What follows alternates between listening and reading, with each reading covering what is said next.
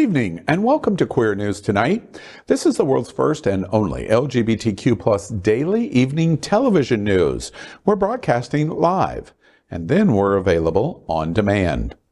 We are available on all smart televisions, including Roku, Apple Television, Android TV, Amazon Fire TV, and of course YouTube and Facebook. It's time to queer up the news. It's Tuesday, January 17th, 2023, and we are live and literally out of the closet and into the headlines. So many of your important stories we're going to tell this evening on Queer News Tonight.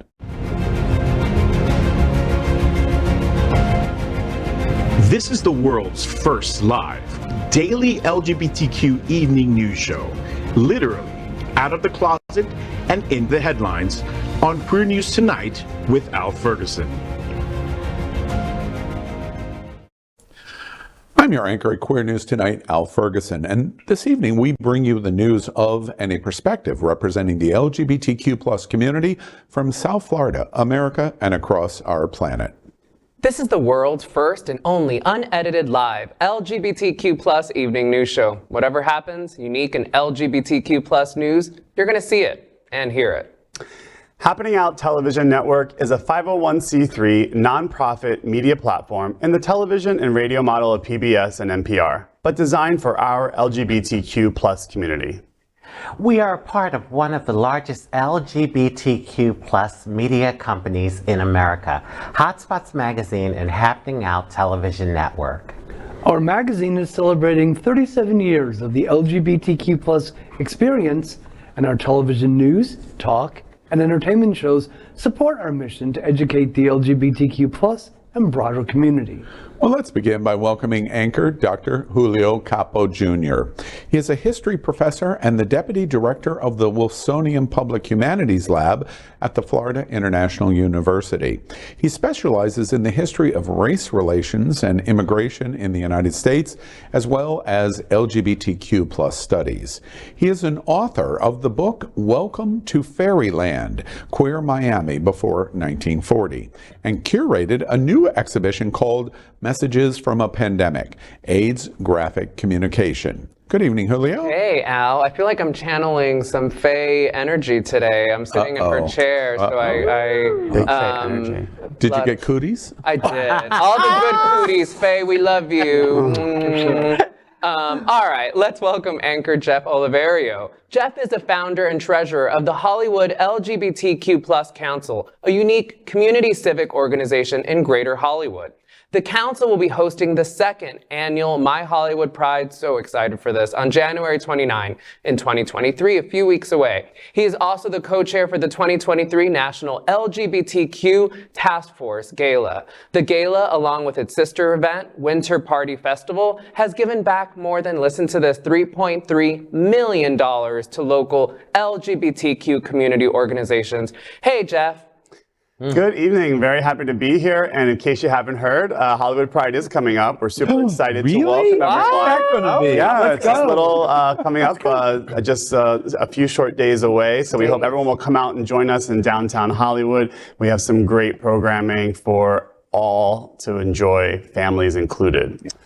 So let's welcome one of my favorites, anchors, Rajee Narine-Singh, a famous transgender activist, actress, author, mystic, and reality TV personality. She is of multiracial descent, and she has appeared on more than 35 television shows across the globe. Welcome, Rajee. Well, thank you, and it's good to be back to bring my Rajee deliciousness. Rajee deliciousness. Let's welcome anchor Gregg Shapiro, an inductee into the Chicago LGBT Hall of Fame. Gregg is the author of 8 books, including the latest, Fears of Muses, an entertainment journalist whose celebrity interviews and music reviews run in a variety of regional LGBTQ+ and mainstream publications and websites. His movie review column called Screensaver can be found in South Florida Gay News, San Francisco Bay Area Reporter, and RottenTomatoes.com and more. Good evening, Greg. Well, thank you for your deliciousness, for all of your deliciousness. And if you happen to be in the area, please attend the South Florida book launch for Let Me Say This, a Dolly Parton anthology at 7:15, January 19th at the Hagen Park Community Center in Wilton Manors, featuring gay and straight poets, including Tyler Gillespie, Julie Blumeke, Nicole Tallman, Dustin Brookshire, our favorite Kari Dodd, who's been on this show many times, Carrie Troutman, Julie Marie Wade, and yours truly, among others. I'll be there. Please Tyler's be there. a dear friend. We've written together. Great. Yeah. Oh my God. You've just lost your book. So excited for this. So excited. It's going to be great. Yeah. It's going to be amazing. It's been on my calendar for weeks. Awesome. Yeah. Yeah, true story. We are the reporters recording tonight. We're doing a show. Oh, we're on a show. We're on telling news or something. The LGBTQ plus community in South Florida and across America is diverse. Our community across the world is vast. And here are the bullet points of the queer news for today, Tuesday, January 17th, 2023, which also happens to be the birthday of Terrence Allen Smith, aka drag queen Joan Jett Black. And as Joan Jett Black, Smith ran for the presidency in 1992 with the slogan, "Lick Bush in 92. Queer Nation party. All right, well, first, let's queer up politics. Major poll shows Biden beats Trump, but DeSantis beats Biden. A recent poll shows that Ron DeSantis would defeat Joe Biden if the presidential election was held today. The Florida governor is yet to declare his candidacy for the 2024 election, but following a triumphant performance in the midterms, the survey showed DeSantis winning the support of 45% of likely voters, while Biden won 42%. His fellow Floridian Donald Trump has already declared his intention to run again for the presidency. The only point of concern for DeSantis' team is recognition. While photos of Trump and Biden were correctly identified by almost all respondents, over a third, 36%, could not name DeSantis when shown his picture. Last month's poll saw 56% of voters backing DeSantis versus 33% backing Trump. The pollsters spoke to 1,000 people in December. Both Biden and Trump are now being investigated by special counsels for their handling of classified material, and Trump, who had more than 300 documents stashed at Mar-a-Lago and held on to them for months, could face charges. DeSantis, by contrast, has won praise for his November campaign for re-election as governor, which saw him win over voters even in Democratic strongholds such as Miami-Dade County. He is thought likely to announce his candidacy this spring. Biden, meanwhile, is said by aides to be very seriously considering a shot at the second term. The news is interesting to me and worrisome. And for me, I've fallen under a lot of criticism of, say, go Trump, go. And I continue to say it, go Trump, go. Because until, as we get through that Republican primary and the debate and all of the mudslinging, Trump's genius for the 2016 cycle was taking on 13 other Republican candidates, including Little Marco, and was successful in the branding of Little Marco and everyone else to the point of propelling him into the nomination. This time, we want Donald Trump to do the exact same thing against a much more powerful Ron DeSantis. Yes. And he's already got a nickname for him. I can't remember what it is, but he's already got a nickname for DeSantis. And this poll really is the stuff of nightmares. And hate-mongering bully DeSantis and his evil Stepford wife, Casey, are ensconced. The idea of them being ensconced in the White House really could mean the demise of our community. Who would have ever thought? I just think it's really interesting, and the poll brings this to light. Who would have ever thought that we would, in any way, LGBTQ community, cheer for Donald Trump. I mean, yeah, exactly. Well, you're cheering against Trump for Trump. Yes. Oh, yeah. The enemy of my enemy is my friend for a little while. Right. Just temporarily. I think we've learned, first, do not trust polls, which would be the first thing. But there was one poll that I think was really, maybe a positive for Biden.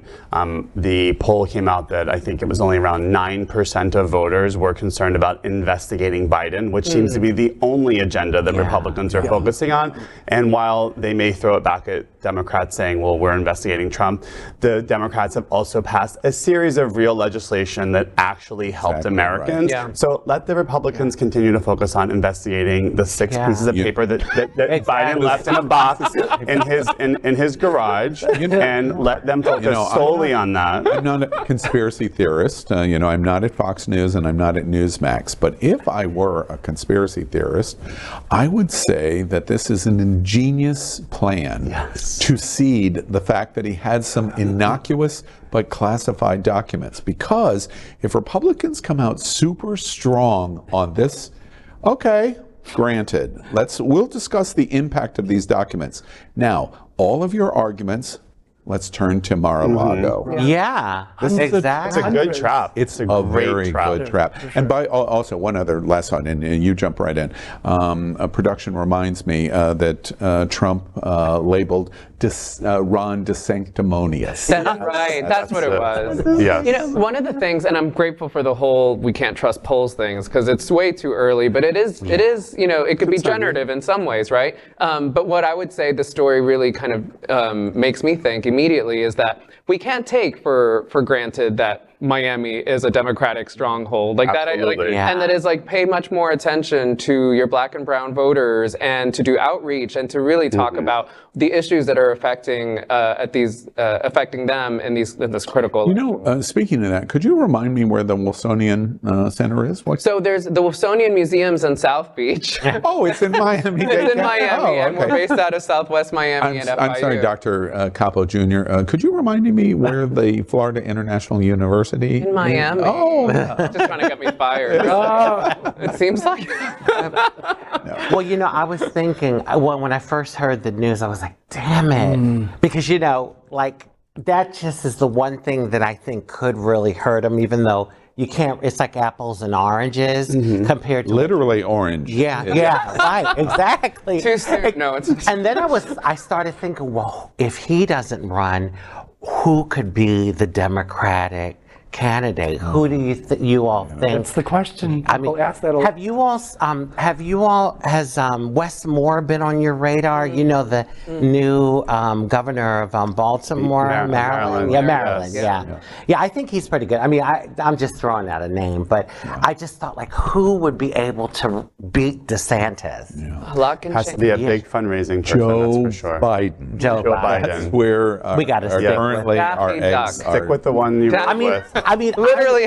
I love him. Come on, guys. I love him. But I'm just saying, after that news, I was like, oh my God, what are we going to do? If it works against him and he decides, it's not going to be a go. You know who we want to beat Ron DeSantis is Donald Trump. That's what we want. Yes. 2024. Next, we queer up South Florida. Florida's terrorist group, Moms for Liberty, wants even more from DeSantis. The Florida chapter for Moms for Liberty, the conservative nonprofit that advocates for parental rights in schools, would like state lawmakers to expand the state law that restricts classroom instruction about gender identity and sexual orientation for children from kindergarten through the 3rd grade. The parental rights in education law, dubbed Don't Say Gay by its critics, ignited a firestorm of criticism from Democrats and LGBTQ plus advocates, and received national attention after it was introduced and later signed into law last year. Angela Dubat, the Pinellas County chapter chair of the organization, said, quote, "We are advocating to increase that as far as ages and grades have it to be K through 8. She was speaking to the members of the Pinellas County Legislative Delegation as they met as a group on Wednesday morning at the Clearwater Branch campus of St. Petersburg College. The office of Florida Governor Ron DeSantis has confirmed that the anti-LGBTQ+ governor is supportive of extending the stipulations of the state's Don't Say Gay law. DeSantis' press secretary, Brian Griffin, said that, quote, the governor would certainly consider the merits of such a bill if final form of it comes to his desk as a product of the forthcoming legislative session, end quote. Griffin said DeSantis often expresses his belief that the purpose of our education system is to educate kids, not indoctrinate kids. I feel like every week we just talk about another story about, there's no stories about actually educating children. They're all about what we can't teach them. And that's really I think parents are going to eventually get fed up when they see, again, Florida's ranking in education is not even in the top half. And the bills that are coming through this legislature are not focused on how to better educate our children. They're focused on how to shield them from actual things like history, LGBTQ people of color. And you know, these things are going, Florida has had a huge influx of people moving here from states with high taxes. But you know what those states also have? They have democratic values. They teach things that when you come here and you realize, oh, you know, there's no state income tax, but we can't talk about we can't talk about history. It's going to catch up, I think, and I think that's building. And to the point, I think you expose a lot of knowledgeable political watchers say this is actually going to be the DeSantis Achilles heel that we couldn't see in the midterm elections, which is once he has a national campaign and places all over the country begin to analyze the governor, they're going to turn their attention to Florida and what's really gone on in Florida, as opposed to the milquetoasty embrace that we as Floridians have to it. And this will be one of the areas. We're terrible in education, absolutely terrible. We are terrible in COVID. While there's this cheer of while there's this cheer about that he kept the state open, a national campaign is going to focus on the number of people that are projected to have died because of DeSantis decision making. And you know who the person is very likely going to be the one that takes the gloves off and eviscerates him? Donald Trump, because he has no stake in the game of the decision making in Florida. So therefore, all of the book, let's open the book so we do some reading. He's going to open it and viciously attack the governor. 100%. I mean, that's really useful to think about, because I mean, there is ways that we could see this kind of going back to the other story, kind of get reframed. Just as a historian, I'm thinking about as I hear this story, the many ways that child protectionism has historically been used in all over the country, but especially in Florida, but it's because I'm thinking of the specific history right now, but from like protecting white children from integration with black students, it has, to Anita Bryant in the 70s and HIV/AIDS in the 80s and beyond. I mean, this story is not new. The idea that censorship can be called a way of protecting children, it's kind of like this. It creates a boogeyman, something really. It could be really manipulative, right, to talk about the need to protect children from history, from things that make people uncomfortable, when this is the exactly just what education is, right? I'd like to start a group called Moms for Infertility and put forward a parental wrongs in education bill. For the record. Well, I mean, and it's like they just keep trying to push it further. Okay, from kindergarten to third grade. Oh, okay. I mean, I didn't like it, but I was like, okay, you're not going to really be having deep discussions about sexuality at that age. But now they want to go to like 8th grade. That's when the hormones are raging. That's when you start to discuss these type of things. And what are they trying to protect? People from their fellow class, children from their fellow classmates. I want to come back. We're going to move to Julio in a moment, but I want to come back to your observation. You make the observation in a different way, which is the observation that he made from a historical standpoint. It is gaslighting, and it is a lie. And it was an intentional gaslighting. They passed Don't Say Gay in the most innocuous way, where even Rajee will go, okay, I can understand, because there's no sexual orientation or gender identity education going on in kindergarten through 3. Yeah. That's why they did that, so they can get the law on the books. They knew exactly every step of the way. It's continuing to go on. In this story that Jeff just does, Moms for Liberty says, we want more out of our governor. We're demanding more out of our governor, and we want it to be expanded from K to 3 to K through 8th grade into middle school. And what they're going to do in this session, I'm placing money on the table. Already, multiple hardcore Republican legislators are saying, I'm not in favor of extending it to the 8th grade, but I am in favor of extending it completely in elementary school. So let's expand it to K through 6. We'll compromise with Moms for Liberty. They're gaslighting again. This is completely intentioned of the way they're doing this, and it is a very smart intention. And the final point to that is the quote from the press secretary of what the governor would do. Please, that is completely gaslighting. He has a super majority, and there is no one in the state house and the state senate that's going to say no to Ron DeSantis. So when he says, well, you know, if they decide to pass this law, I am supportive if it comes to me. It's going to come to you because you told them to do it, and you have a super majority where there's not a single Democratic voice in this state that can stop it. You're gaslighting us all. The difference is we can see it, but it's working. That's the right word. It's working. But you know, you have a great point, Al. You made a really great point about it possibly being his Achilles heel, because if he decides to run, you're talking about it's not just Florida now. Wait, let's officially name this show the Donald Trump Love Fest. Well, I mean, really, I mean, if he decides to run. I was more in favor of, like, you got one right, Al. Like, I thought. All right, we'll compromise with that. Okay, all right. All right. Now let's queer up education. Pennsylvania school board bans pride flags in classrooms. As most of you probably know, the board is voting on Policy 321. This is a policy that hurts LGBTQ+ students when they are at their most vulnerable. It tells students that their identities should not be discussed in schools. Over the years, we have seen countless policies and directives from Central Bucks schools that target queer students. Our district name is splattered in headlines time and time again. If you want to give them hope to become successful students in every aspect in your district, you will not pass this policy.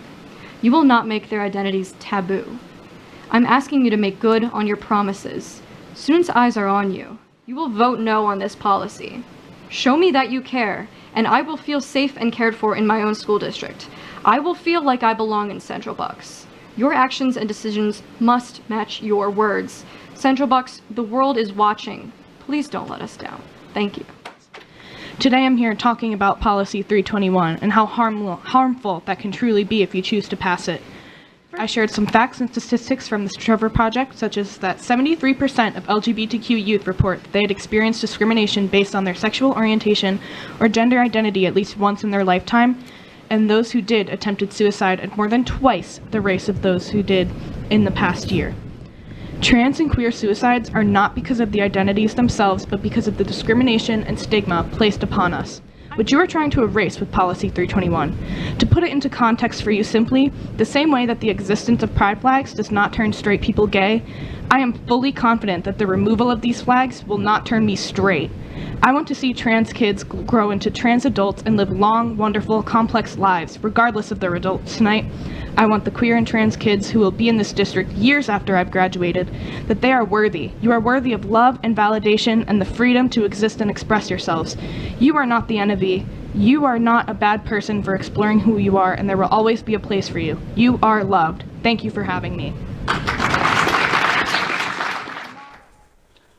The Central Bucks School Board in Pennsylvania just instituted a policy banning teachers from expressing personal political opinions with their words or with visual elements in the classroom. It was decided following a 6-3 vote and extensive debate. Policy 321 will amend will be amended to prohibit teachers from displaying items such as pride flags and Black Lives Matter signs, along with MAGA hats or other items which would possibly be considered politically influenced. The original 2018 version of Policy 321 restricted teachers from participating in political events during school hours, but visual displays will also be included. Central Bucks County is located just north of Philadelphia. The school board listened to 2 hours of public comment, including numerous strong opinions from parents, teachers, and students who supported or condemned the new policy. Board member Tabitha Delangelo said, quote, "The conversation we had at the policy meeting was hot. I sincerely hope my fellow board members listen with an open heart. This policy also includes language that I've said out loud. We should be teaching how to think, not what to think," end quote. Opponents are calling the policy a form of censorship. As per CBS News Philadelphia, Heather Reynolds, one of the parents, said, quote, "I'm concerned as a parent. I'm concerned as a community member. The decisions that the district is making have a real world impact on our students and our community," end quote. Goodness, this is an intense story. I have to say, got kind of emotional just watching that. Yeah. I mean, I'm sure just looking around the table, I know we all did. And I mean, I hope this doesn't come across as patronizing in any way, but the kids are all right. I mean, there's 1,000 things we could say, but I just want to say first and foremost, thank you and I'm sorry to all the young people who are going through this battle.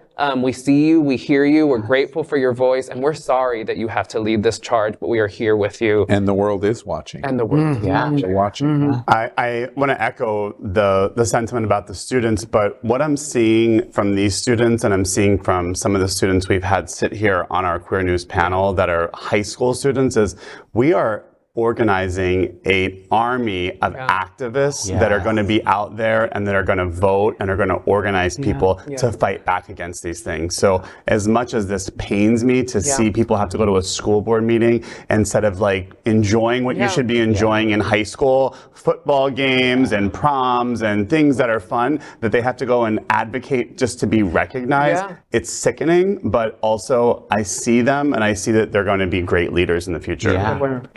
I mean, I'm a trans woman of a certain age. Don't tell anybody. But when I was watching the piece, I couldn't help to think about my little self in school. And at that time, the world may have been watching, but they didn't do anything. So that's the difference with today. The world is watching, and people are coming together to do something about it. Absolutely. Because I felt oftentimes ostracized, and I felt like I couldn't even go to the teachers for support. You get beat up, oh, well, maybe he needs a little toughening up. Maybe it'll butch him up a little bit. So that sort of thing. Well, you paved the way for so many people. Oh, well, thank you. It's true, though. Well, and now that Josh Shapiro, no relation, by the way, has been sworn in as the new Pennsylvania governor, the state's rejection of political extremism, as seen in Doug Doughboy Mastriano and Dr. Oz, it's still being put to the test, and this is the proof right here. I hope that Shapiro and his cronies are able to hold these crazy people off. There's good news and there's even better news in this story, and it might not be completely apparent. First off, this school board in the 6-3 decision likely sets the groundwork for legal challenge, and they set the groundwork for legal challenge because they frame what the teacher can do from a standpoint of free speech.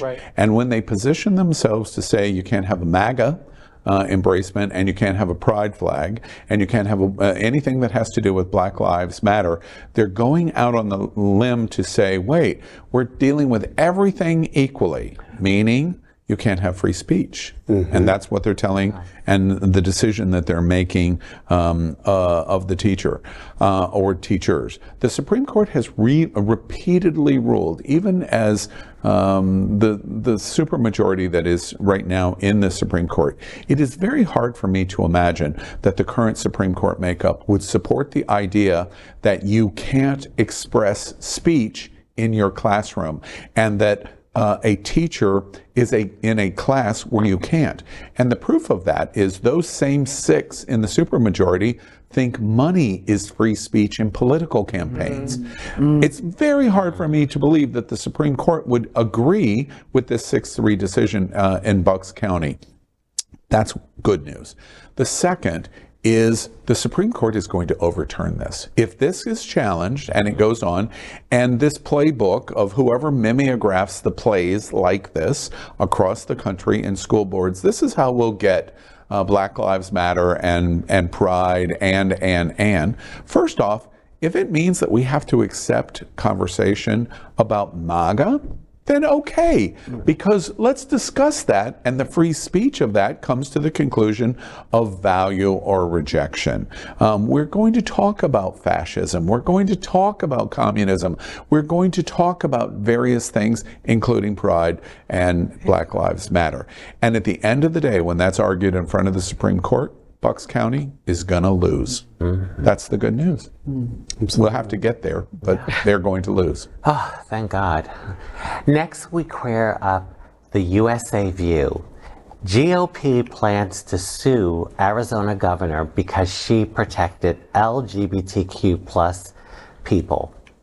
Arizona Republicans have voiced plans to sue newly elected Democrat Governor Katie Hobbs after she signed an executive order protecting LGBTQ plus state employees from discrimination. Vitriol over the order and others is coming from the far-right Arizona Freedom Caucus.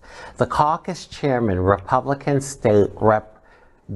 Jake Hoffman, a 2020 election denier, recently told reporters the group will work to obstruct Hobbs at every step of the process if she continues to utilize executive orders.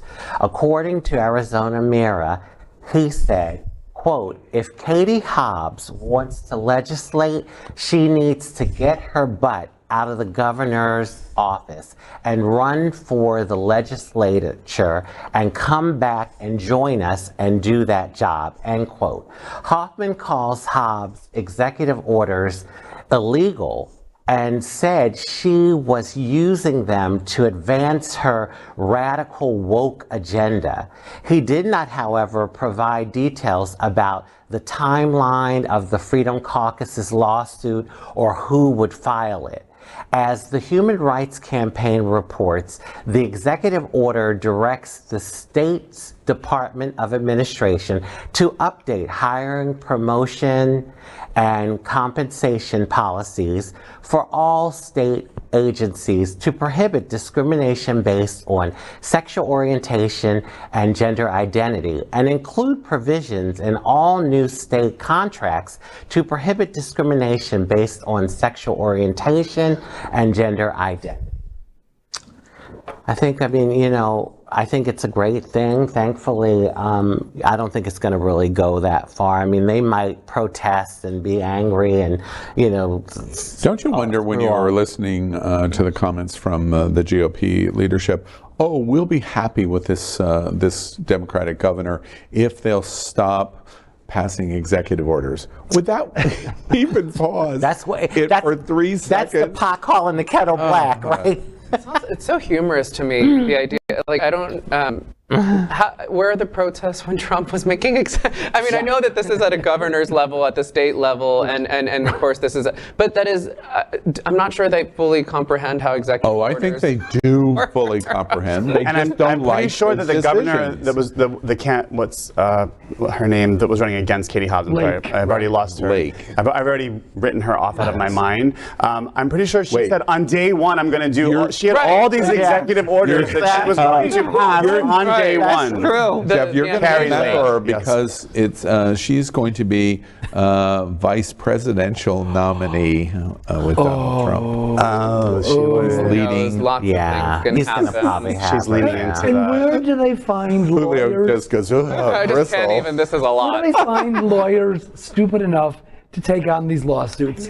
Are they all graduates of Moms for Liberty University Law School? For Liberty University. Also, not as a side note, but all of these stories are so interconnected. That is, it's almost like you're hearing like a sequel to each story, and like, oh, here's another version of it, which is all the more horrifying. But also, in some ways, it can almost gives me a sense of peace. That is, that they're kind of reinventing the same.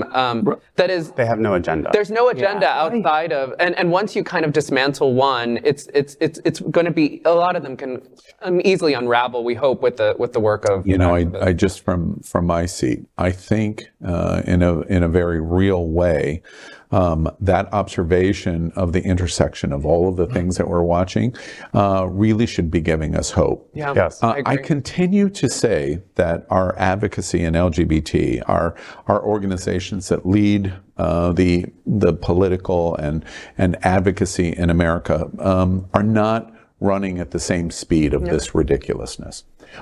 But they're going to get on their feet. They're not on their feet yet, because the way we did it for the first 15 or 16 years of the 21st century, when Donald Trump came in 16, it knocked us all down, and we really have been on wobbly legs ever since. That has led even up to this moment of 22.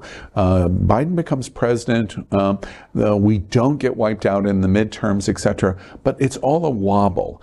And what's going to come next, which I think is your hope, and your observation, is we're going to figure this out. And when we do, God help them, because all they have is hate. Right. All they have is a culture war.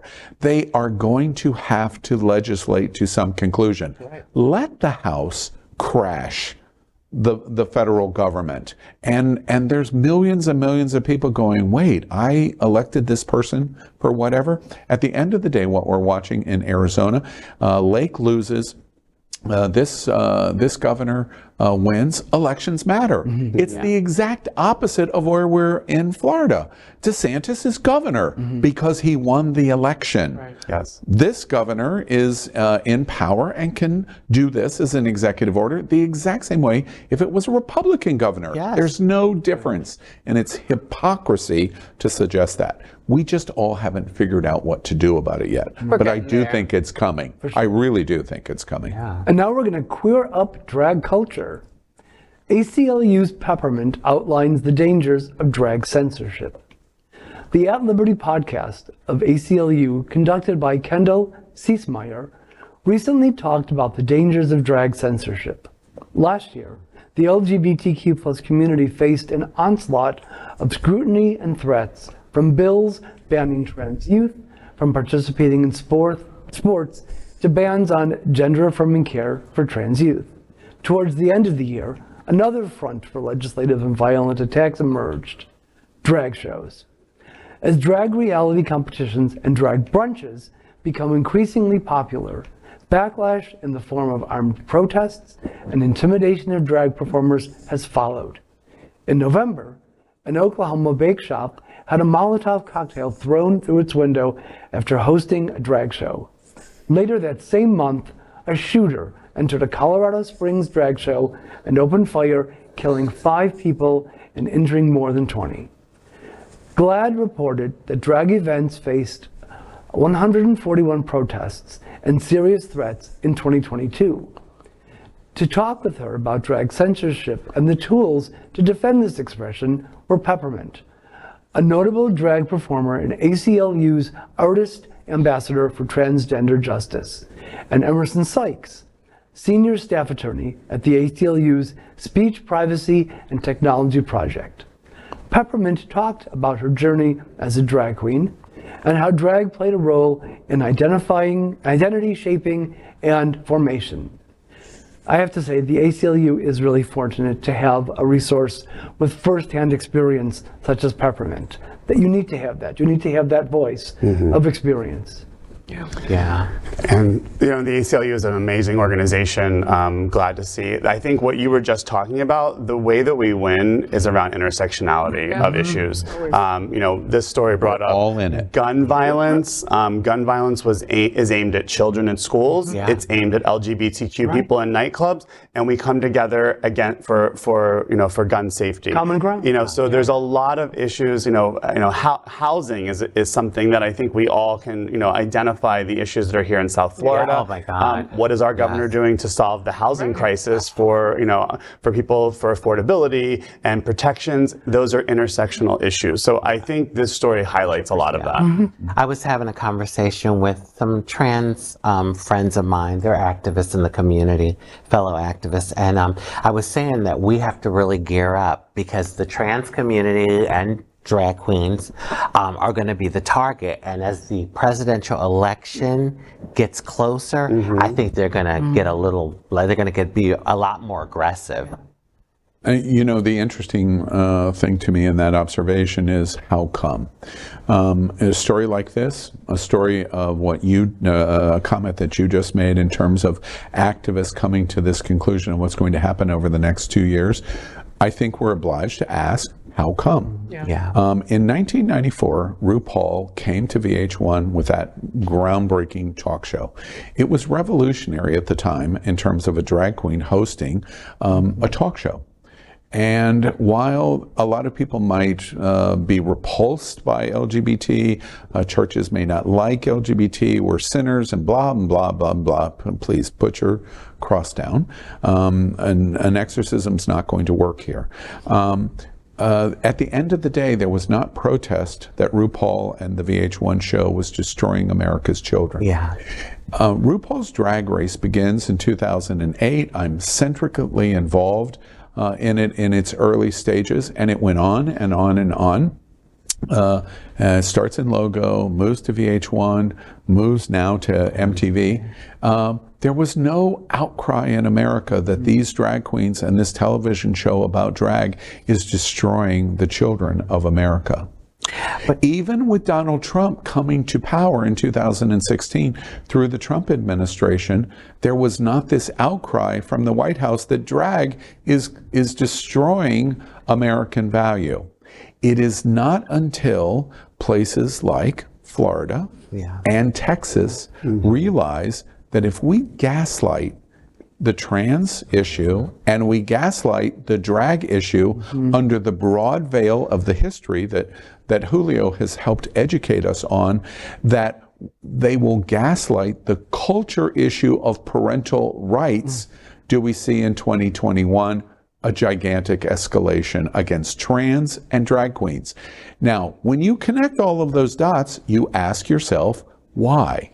It's not to protect children. Right. That's gaslighting. No. It's to win elections and be in power. We see and know exactly what you're doing. Scare tactic. And now, exactly. Yeah, and you as an advocate, there's advocates completely at this table. We just have to understand this is what we're facing and what are we going to do about it now? That's really, I think, the big issue. History repeats itself. Julio has helped me understand this. And where is my pie when I need it? Is it a fruit pie? Is it a fruit? That's an Anita Bryant joke, everyone. Yes. And a good one, by the way. Yeah. Well, speaking of, let's queer up education. Wyoming wants to expand definition of child pornography to make it easier to ban LGBTQ+ books. A freshman lawmaker from Wyoming has already begun efforts to remove LGBTQ+ books for youth from both school and public libraries in the state. Republican Representative-elect Jeanette Ward has introduced House Bill 87, which expands the definition of child pornography to mean any visual depiction, including any photographs, film, video, picture, cartoon, drawing, computer or computer-generated image or picture, whether or not made or produced by electronic, mechanical, or other means, or any other form of the depiction of explicit sexual conduct. The bill also repeals a law that gives exemptions for those who possess or disseminate obscure material for activities related to schools, universities, colleges, museums, and public libraries. Based on this definition, many books that provide sexual health information to youth would be banned, along with several books that help LGBTQ+ youth learn about their identities. According to the Tribune, Ward herself has passionately advocated for the removal of 2 LGBTQ+ books from high school libraries in her district, speaking at multiple school board meetings against the acclaimed graphic memoir Gender Queer by Maya Kobabi and a trans resource guide called Trans Body, Trans Selves. Ward also helped members of the anti-LGBTQ+ group Moms for Liberty get elected to the Natrona County School Board. I could say the Moms for Liberty is very busy, first of all. busy. But second, this banned book is it Moms for Liberty or Moms for Hate? I'm sorry. Yes, anyway. Yes. They take all the good words and then they throw them into some awful group. Freedom, liberty. Yes.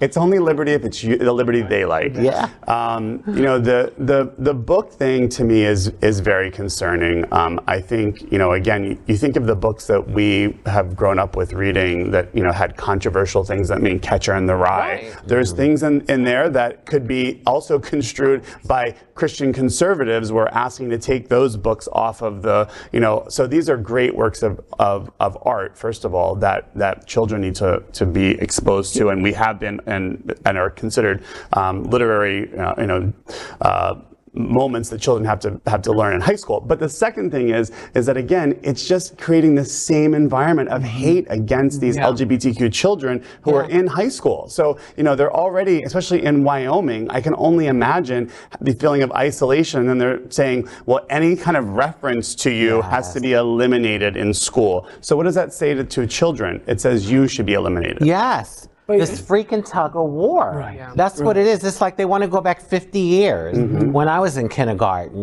starting school. Will this stand up? Do you think the Supreme Court will allow it to stand up? So my first thought as I read this is I'm thinking about 1964 when Supreme Court Justice Potter Stewart said, and I paraphrase, something like, I don't know what pornography is, but I know it when I see it. Yeah. What we're talking about here is not pornography, right? No. I mean, that there are examples of things that are not age appropriate. There are things about education, and I'm not going to, we can't talk about the specifics of each individual, publication here.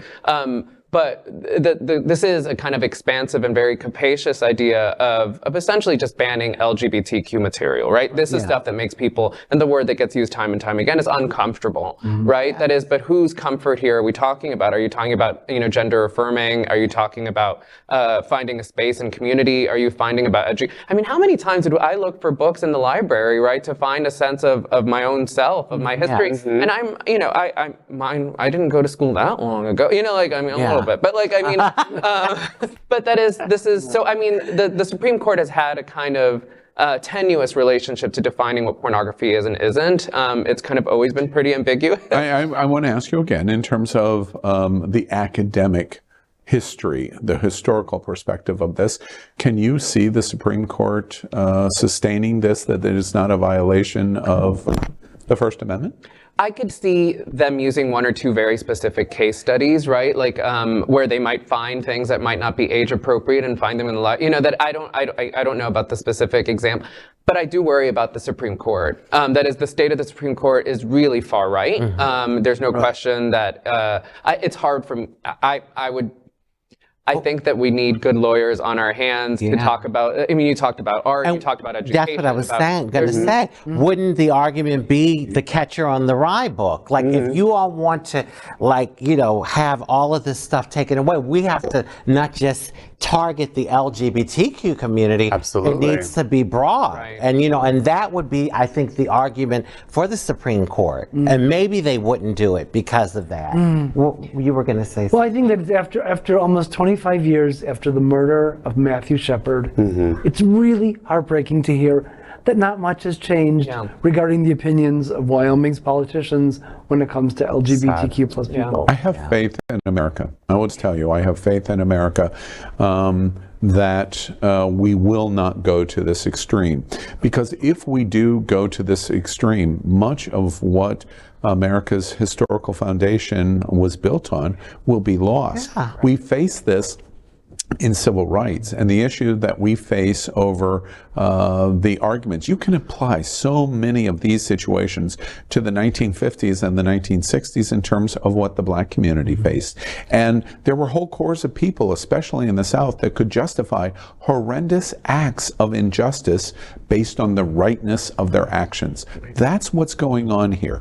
So if our courts are not going to protect us, if the Supreme Court is not going to say the constitutional is triumphant in terms of being able to protect speech, you cannot possibly find ways where I know it when I see it, right. And this clearly does not meet that standard that the Supreme Court, no matter who appointed them, is not going to come to that conclusion. I just don't see how that's possible. One other thing that for me is interesting, I was in college in 1984, and in 1984 there was lots of discussion about the book.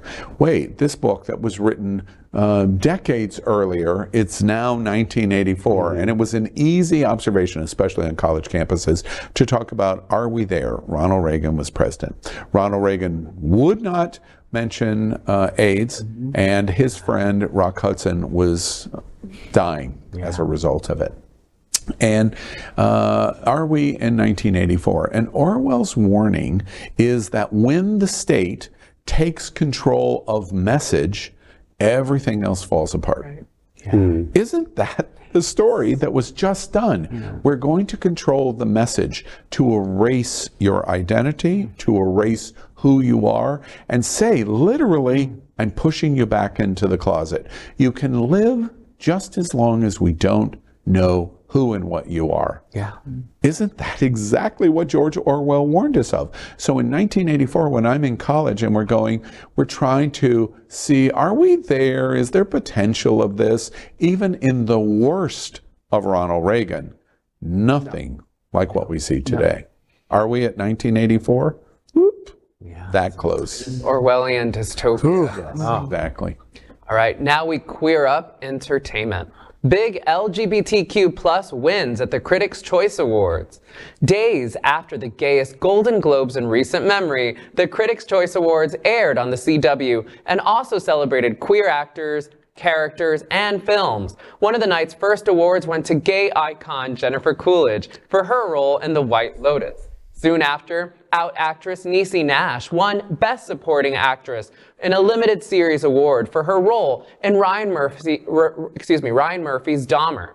Kate Hudson presented Janelle Monáe with the See Her Award for gender equality and challenging stereotypes. Later in the evening, LGBTQ plus inclusive television shows like Hacks, Abbott Elementary, and Euphoria were also recognized. Jean Smart earned Best Actress for her role as Deborah Vance in Hacks.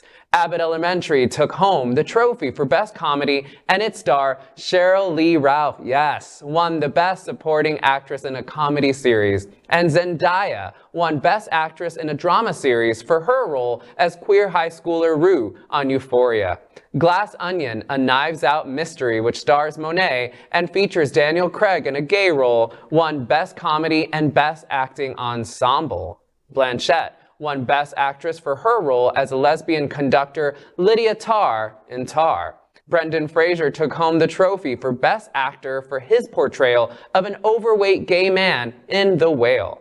And finally, the queer inclusive film Everything Everywhere All at Once won Best Film and Best Director. We can only hope the rest of the season's award shows are as queer as this one was. There is so much to love here. I mean, in the last year, I feel like for some reason, I've been watching more TV than it kind of calms me down in a way that it started with the pandemic, and I watch more TV than I have in my whole life. And I watch almost all of these shows. Abbott Elementary is my personal favorite. Yeah, I love it. It is everything. It brings me so much joy. It's just so funny. It's so well written. It's everyone could see a piece of a story there that they can. Why do you think that this is happening? Why, to the point, the deeper observation that Julio just makes, we're seeing just a gigantic peak of going on, of embracement of our community, and the high quality of the delivery for our community. Why do we think this is happening? Any guesses? I mean, I think from a storytelling perspective, we've gotten away from that there's a gay character or a gay something to telling stories of gay people, which is very different than what we had in the past. I was watching something that was from the 90s recently, and there was like a gay reference on there, and it was like a like a little punchline. And you think about now, there's gay characters on, like, Hacks is one of my favorite shows. I love it. And of course, her manager is a gay black man, and but it's not about that. It's about just about his authentic story. That it's not cast as like he's the gay guy on the show. It's just he's cast as this role, and that's just one of the things about him. And so it's very different. I don't know if you saw Leslie Jordan's Goodbye episode, which again on a mainstream CBS television show, he's running away to marry his gay lover, and what a touching tribute it was, and to have Dolly Parton herself do the tribute. It's just the stories are rich because they're real stories. They're not painted. They're not tokenized. And to your point, I do agree. I think that, like, even as an example, trans people back in the 90s. We were on TV, but we were on Jerry Springer. You were the punchline. Like we were the punchline. And is it a man or a woman type thing? Whereas now the stories that come out about us are authentic. And I think people can relate to authenticity when it's real and you're seeing like true stories that touch the heart. And secondly, maybe it is a reflection of America. Because, really, I mean, when you look at Donald Trump and his supporters back in 2016 and all, I mean, he had a lot of supporters. I think it was like 70 million.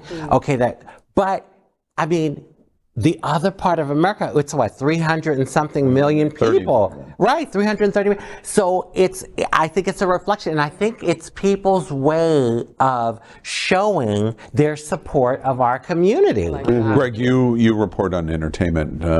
Your thoughts about this growth? Well, I think I think it's a long time coming. I think that it's just, and the idea that these characters are just like people who just don't even realize they know gay people at their jobs or whatever. It's just, we're here. We're always going to be here. We're not going anywhere. So I think that's a big part of it.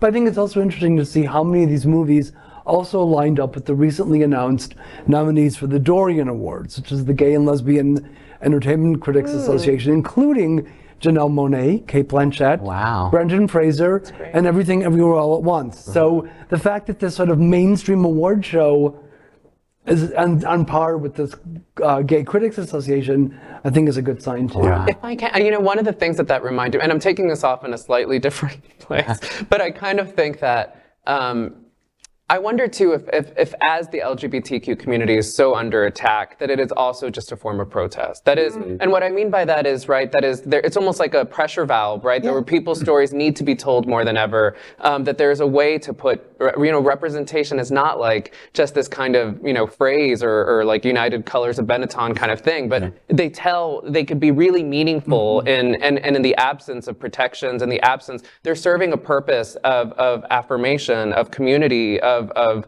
self-worth that are so valuable and so necessary. So it's actually filling a hole, like a void that just has existed. If I was a Republican strategist in Florida, this conversation would scare the crap out of me. And the reason it would scare the crap out of me is because we're identifying something that historically through history, many historians have said that the civil rights movement of the 40s, 50s, and 60s was moved principally at the top of the pyramid in terms of movement by entertainers. And that whether it be music or television or film, Americans watched it, and somehow their defenses, as they were trying to say, no, there can't be black people in this film, or we'll boycott you, et cetera, and so on, and that changed. And in especially the 50s and then into the 60s, the black representation in music, television, and film changed minds and attitude to help propel and push. Now, whether it was completely successful or not, that's not the issue. The issue is it began to change people's minds. The reason I think that the entertainment tidal wave we're watching right now, and you're commenting on it, is so good, is this is scary. Because the old white privileged male that is holding on to this so hard is holding on because they also see this. They watch Critics' Choice, or you could not watch the Golden Globes and not go, what the F is going on here? Without saying in so many different ways, when Jennifer Coolidge gets on that stage at Golden Globes and crushes it, but in a unthreatening, it's not pounding on a table demanding rights. She's in White Lotus making the joke, the gays are trying to kill me. You know, it's important to note that you talked about music, film, and television, literature. So think about Native Son, think about James Baldwin. And the frightening thing is that literature is now being shut down. So it's amazing that all those things for the Black community help move things forward, but they're not letting literature move things forward for the gay community, and that's kind of frightening. I guess one final thought that relates to that, as Coolidge gets on the stage, she wins at Critics' Choice. We're in a situation that is really scary for the GOP, because the Ron DeSantises are literally trying to hold their fingers in the dike. I keep making this comparison. Little Dutch boy, you can't do it. You can do it right now and you'll be successful, but you can't do it forever. And sooner or later, that dike is going to break open and a flood water is coming. We might have seen that at the Golden Globes. We might see that at Critics' Choice. We may see that in advocacy and other events that go on and around America. The privileged white old man can't hold his finger in the dike forever. Can't. And that may be what we're watching. I gotta say this. I love Niecy Nash's acceptance speech. Oh my God. And Cheryl Lee Ralph gave us. She is everything. I just love her. Niecy read all her haters. And what a tribute to Ryan Murphy. So many of these names are because we have a powerful voice in entertainment that says, amen. Oh, we're going to do that. Yes. Exactly. Right. Amen. Yeah. Next, we are proud of our special partnership with Sunshine Cathedral, the world's largest queer church here in Fort Lauderdale. Supporting that partnership, we are broadcasting from our permanent set here at Sunshine Cathedral at the Happening Out television studios. We broadcast Sunshine Cathedral's Sunday International Service at 10:30 a.m. with more than 30,000 watching every week.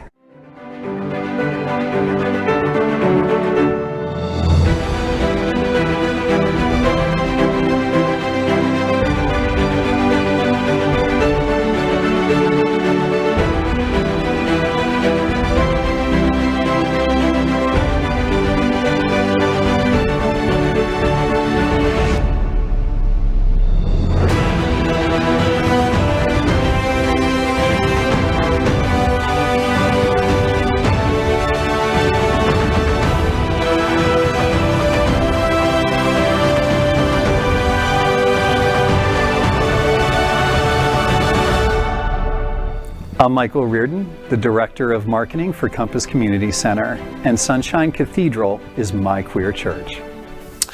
We continue tonight's Queer News headlines with a segment we call LGBTQ plus 1 Minute News. In LGBTQ plus 1 Minute News, let's queer up travel.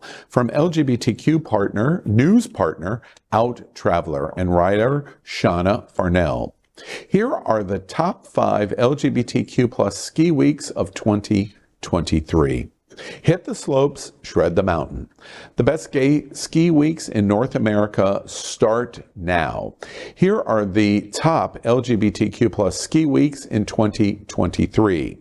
Aspen Gay Ski Week. It's going on right now through the 22nd. Winter Rendezvous in Stowe, Vermont.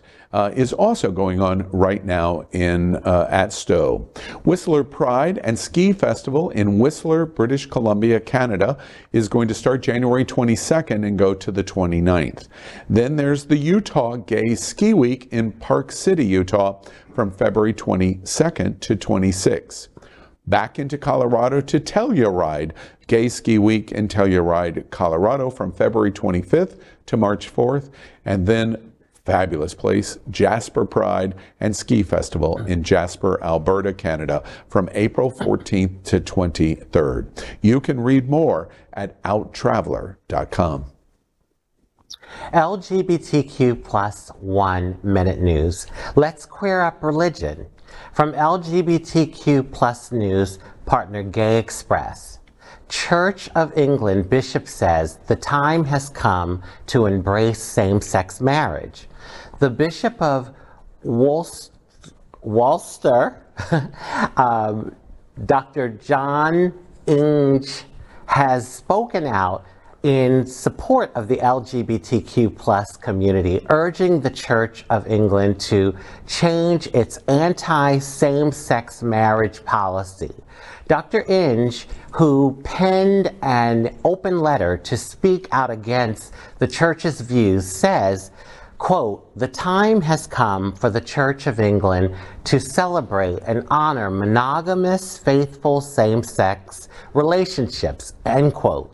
While speaking out against the policy, Dr. Inge adds that while continuing his duties to uphold church doctrine and policy, he will fight for change. Simultaneously, read more at Gay Express. Go ahead. Go ahead. At gayexpress.conz. I'm gonna have to borrow your. I'm going to pick you up, Greg. Okay. It'll be easier. LGBTQ plus 1 minute news. Let's queer up the world view. From LGBTQ plus news partner By Community News. Bi Pride London sets date for 2023 celebration. Bi Pride has announced its date for 2023, and it's the first Saturday in September in London, this time in Mile End. The first ever Bi Pride was held on the first Saturday in September 2019 before the COVID pandemic mixed up dates and formats for many things.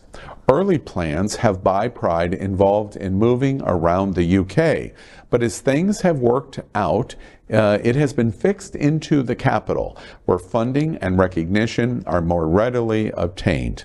18 months ago, Bi Pride attached a donation of some £80,000 from Tesco. You can read more at bicommunitynews.co.uk. Next, we discover how we're changing the world. We call it the Gay Agenda. In the Gay Agenda, we queer up religion. Watch moment churchwoman sprays gay couple with holy water.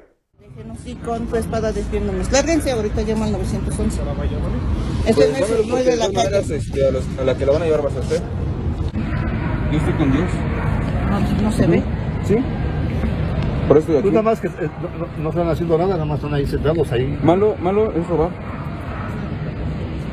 Malo es odiar, señora.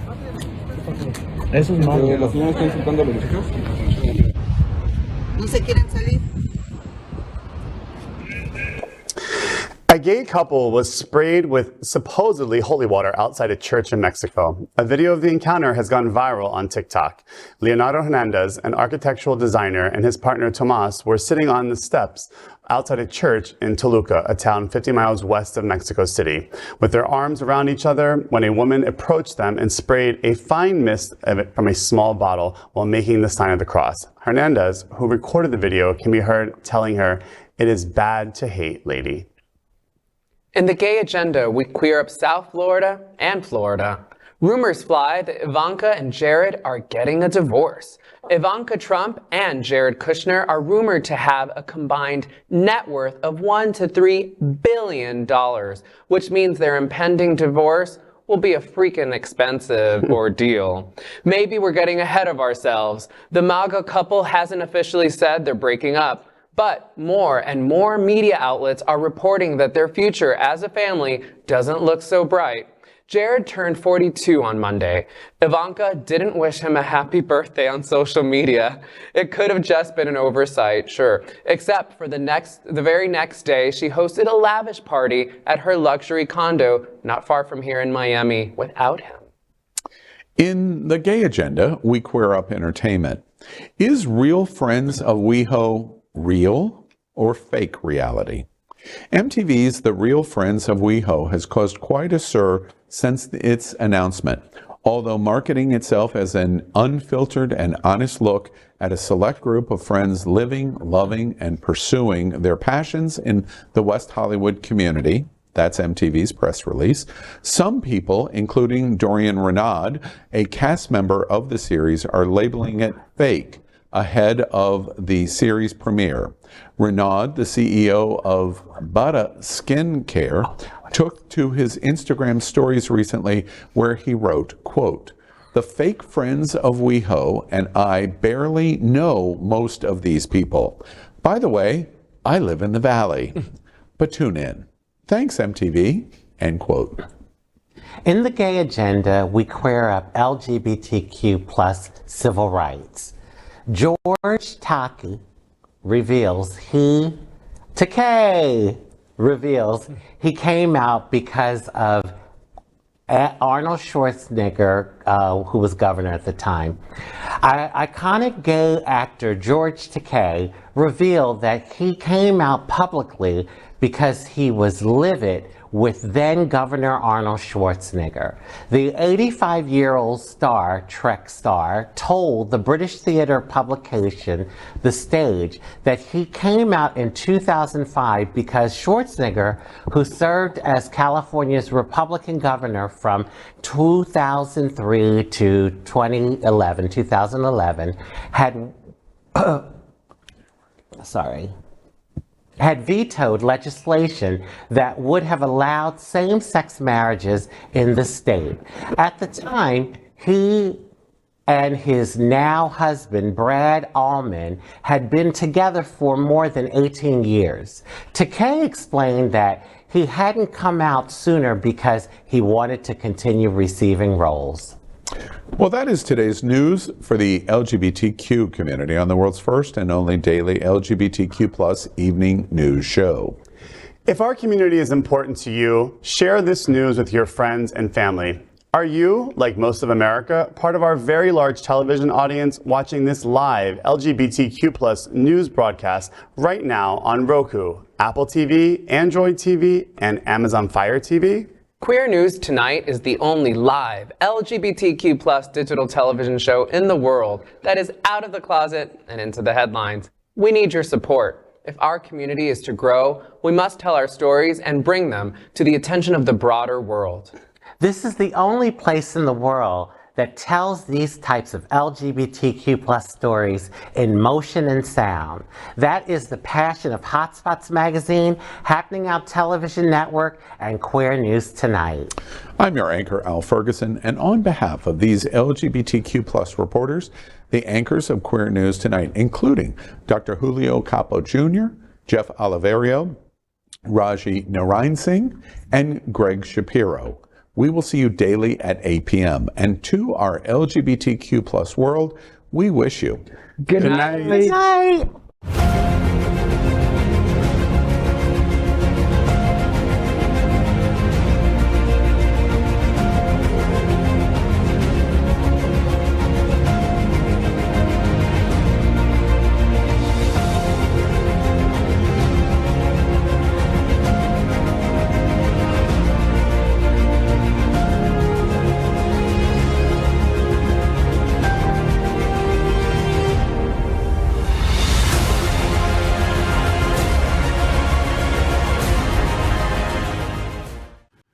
LGBTQ plus news is vital for our community and for the broader world as a whole.